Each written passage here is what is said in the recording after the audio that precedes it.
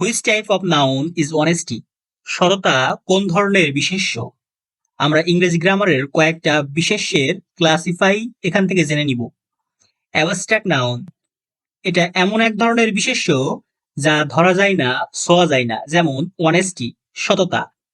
Childhood, liberty, liberty মানে স্বাধীনতা, স্বাধীনতা ধরা ছোঁয়া যায় না, চাইল্ডহুড। শিশুকাল, কমান নাউনের দিকে আমরা লক্ষ্য করি।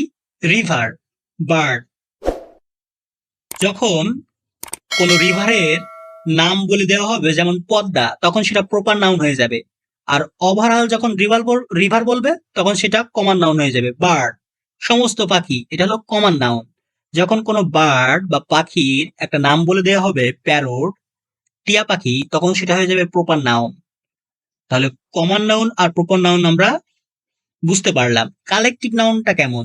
যেমন হার্ড, হার্ড মানে পাল, এক পাল গরু চলে গেল, এই পাল বা হার্ড এটা একটু কালেকটিভ নাউন। টিম, টিমটাও হলো কালেকটিভ নাউন, কারণ একটা টিম গঠিত হয় কয়েকজনের সমষ্টি নিয়ে।